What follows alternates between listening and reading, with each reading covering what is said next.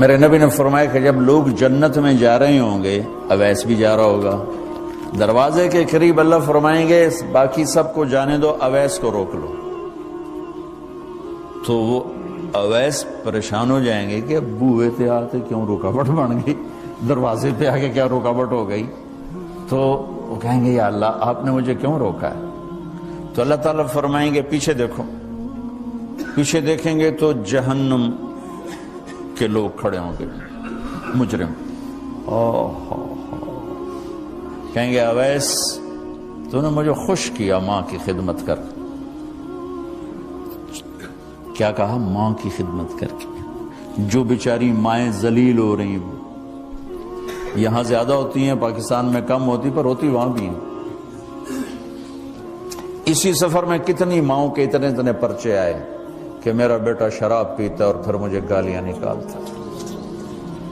بھر گئے میری جیبیں پرچوں سے، کیونکہ مستورات بھی بیان میں آتی تھی، تو ہر بیان میں کوئی نہ کوئی پرچہ آیا کہ میرا بچہ مجھے گالیاں نکالتا ہے، شراب پیتا ہے، زنا کرتا ہے، پھر مجھے گالیاں نکالتا ہے۔ تو یہاں زیادہ ذلیل ہیں، ہمارے ہاں بھی کوئی کم ذلیل نہیں ہے۔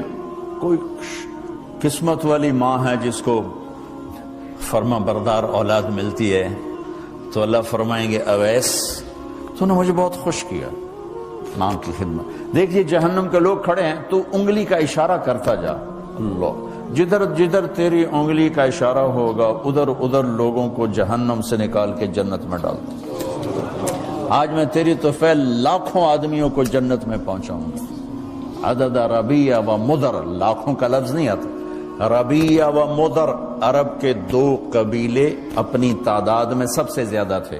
تو اللہ تعالیٰ کہیں گے اویس آج تیری طفیل جتنا ربیہ اور مدر دو بڑے قبیلوں کے لوگ ہیں، اتنے مجرم آج تیری طفیل جنت میں ڈال دوں۔ سبحان اللہ اکبر۔ جب میرے رب نے مقام بخشا کہ عمر اور علی سے کہا جا رہا ہے دعا کروانا، اور جنت کے دروازے پر کھڑا کر کے فرمایا جا رہا ہے پیچھے نظر دوڑا، دیکھ جتنے جہنم کے لوگ کھڑے ہیں، اشارہ کر تیرے طفیل آج ربیہ اور مضر کی تعداد کے برابر لوگوں کو جنت میں ڈالوں۔ ایک اور واقعہ بھی سناتا ہوں۔ آپ نے فرمایا میں آج رات جنت میں گیا۔ ایک تو معراج ہے جو جاگتے ہوئے، خواب میں تو بہت دفعہ ہوا، آج رات میں جنت میں گیا، میں نے آواز سنی قرآن کی تلاوت۔ میں نے پوچھا یہ کون تلاوت کر رہا ہے؟ ان کا جی یہ حارثہ بن نعمان ہے۔ تو آپ نے کہا حارثہ بن نعمان، وہ تو مدینے بیٹھا ہے۔ دیکھو آپ کو سنانے کے لیے مائک لگا ہوا ہے اوپر، تھوڑے سے لوگ آپ، اور حارثہ کی آواز جنت میں جا رہی ہے اور وہ مدینے بیٹھے ہوئے ہیں، 7 آسمان پار کر کے آواز جا رہی ہے۔ وہ کیسے پوری جنت میں اس کی آواز کیوں آ رہی ہے؟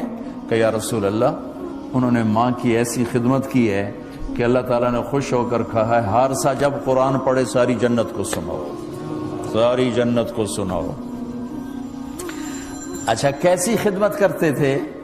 ماں کی کیسی خدمت کرتے تھے؟ ان کے کپڑے بیوی سے نہیں دھلاتے تھے، خود دھوتے تھے۔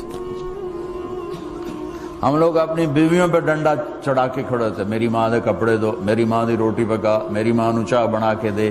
آپ کی بیوی کے ذمے آپ کی ماں کی خدمت نہیں ہے، میرے ذمے میری ماں کی خدمت، میری بیوی کے ذمے میرے باپ کی خدمت نہیں ہے، میری ماں کی خدمت نہیں ہے، میری بہن بھائیوں کی خدمت نہیں ہے۔ لیکن یہ بر صغیر کے معاشرے کا ظلم ہے کہ آنے والی بچی ٹکڑے ٹکڑے ہو جاتی، پس کے رہ جاتی، اور ایک ظلم و ستم کی چکی میں وہ قیمہ بن جاتا۔ ساس کا ظلم، سسر کا ظلم، خامد کی بہنوں کا ظلم، بھائیوں کا ظلم، تانے بولیاں۔ اس بیچاری نے بچے کیا پالنے ہیں، وہ تو روتے روتے زندگی گزار دیتی۔ میرے ذمہ ہے ماں کی خدمت، میری بیوی کے ذمہ نہیں ہے۔ پوچھو مفتیوں سے، ماں کے لیے کیا کرتے تھے؟ سالن خود بناتے تھے، آٹا گوندتے تھے، روٹی پکاتے تھے، پھر تھالی میں پلیٹ میں رکھ کر ماں کو سامنے بٹھا کر خود کھلاتے تھے، کھلاتے بھی خود، اور ماں کو تیل لگاتے، کنگھی کرتے، جوئیں نکالتے۔ اور کبھی اماں کوئی کام کہہ دیتی اور سمجھ میں نہیں آیا تو یہ نہیں کہتے تھے ماں جی کیا جائے، اپنی بیوی کو باہر بلا کر کہتے ماں جی نے کیا کہا ہے مجھے سمجھ میں نہیں آیا۔ ایک دفعہ موسیٰ علیہ السلام نے پوچھا یا اللہ میرا جنت کا ساتھی کون ہے؟ تو موسیٰ علیہ السلام نے فرمایا فلاں قصائی تیرا جنت کا ساتھی۔ تو موسیٰ علیہ السلام تھوڑا سوچ میں پڑ گئے کہ قصائی تے موسیٰ دا جوڑ کے میں بہ گئے، فلاں مجاہد، فلاں عالم، فلاں ولی اللہ وہ تیرا جنت کا ساتھی، قصائی تیرا ساتھی۔ تو موسیٰ علیہ السلام نے پتہ پوچھا اور پہنچ گئے۔ تو وہ گوشت کی دکانوں میں ایک دکان اس کے بھی تھے، وہ بٹھا چوکڑی مار کے تھا اپنا ویچی جاندہ تھے، ٹکی جاندہ ہے۔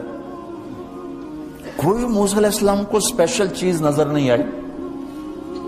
جب شام کو وہ چلنے لگا، جب وہ اس کا گوشت ختم ہو گیا تو اس نے ایک ٹوٹا تھیلے میں ڈالا اور چل پڑا، موسیٰ علیہ السلام بھی ساتھ چل پڑے۔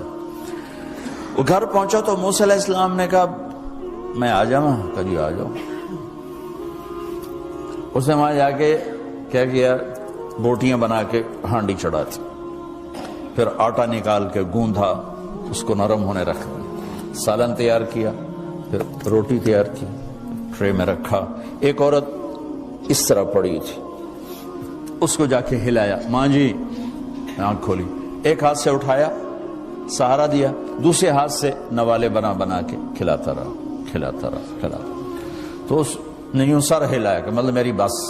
تو اس کا منہ صاف کیا اور اس کو سہارا دے کے لٹانے لگا تو کچھ بڑبڑائی۔ موسیٰ علیہ السلام ذرا فاصلے پر تھے، سن نہیں سکے کیا کہا۔ موسیٰ علیہ السلام نے فرمایا میرے بھائی یہ کون ہے؟ کہا جی میری ماں ہے، اور میں جب صبح جاتا ہوں نا کام پر تو اس کے سارے خدمت کر کے روٹی پانی کھلا پلا پھر میں جاتا ہوں، پھر جب شام کو واپس آتا ہوں تو پہلے میں اس کی یہ خدمت کرتا ہوں۔ بیوی سے نہیں کہا، خود کیا۔ ہم اپنی بیویوں کو کتنا ذلیل کرتے ہیں، اور 99% جو ساس ہے وہ نیگیٹو ہے اور ظالم ہے۔ 99% ساس نیگیٹو ہے اور ظالم ہے، اور ہمارے بچوں کو ہوش نہیں کہ میری ماں ہے، میری ماں ہے۔ ماں کی وجہ سے بیوی کو تباہ نہ کرو، اور بیوی کی وجہ سے ماں کو تباہ نہ کرو، اس میں بیلنس کرو۔ بیوی کے عشق میں ماں باپ ذلیل نہ ہو، اور ماں باپ کے عدم میں بیوی ذلیل نہ ہو۔ یہ دونوں نوحے میں سن رہا ہوں، اس لیے بول رہا ہوں، دکھ سے بول رہا ہوں۔ کہا جی میں شام کو پھر اس کی خدمت کرتا ہوں، اب بچوں کو بعد میں دیکھتا ہوں۔ کہا اچھا یہ بتا یہ کیا کہہ رہی تھی؟ لٹا رہے تھے۔ کہنے لگا جی بس ماں جو ہوئی جب بھی خدمت کرتا ہوں تو کہتی اللہ تجھے جنت میں موسیٰ کا ساتھی بنایا۔ میں تو جی کمی کسائی تے موسیٰ کلیم، میرا دا کی جوڑ ہے۔ میں کہا پترا تیرا جوڑ بنا چھڑے تیری ماں۔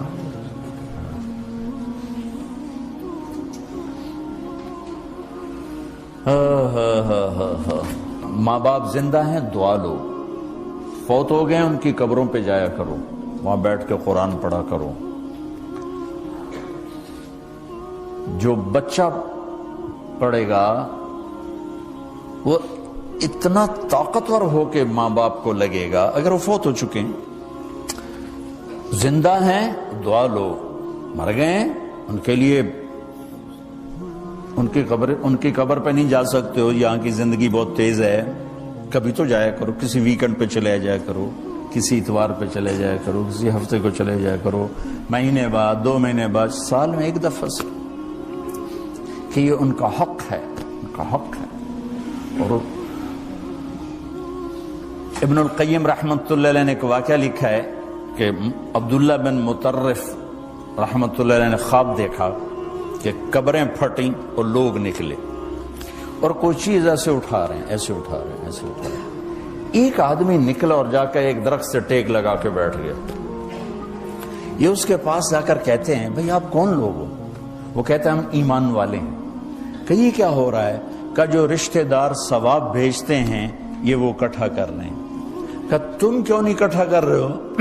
کہ میرا بیٹا حافظ قرآن ہے، ایک قرآن روزانہ ختم کر کے مجھے بھیج دیتا ہے، تو میں نے پرچون دی لوڑ نہیں رہ جاندی، میرا تھوک دا کام۔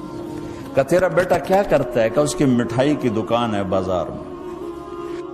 آنکھ کھل گئی، صبح ہوئی تو پہنچ گئے، بازار کھلا، دیکھا تو ایک نوجوان بیٹھا ہوا اور مٹھائی بیچ رہا اور ہونٹ ہل رہے ہیں۔ پہلے اس کو نہ چیک کرتے رہے، پھر اس کے پاس آئے، بیٹا تیرا نام کیا ہے؟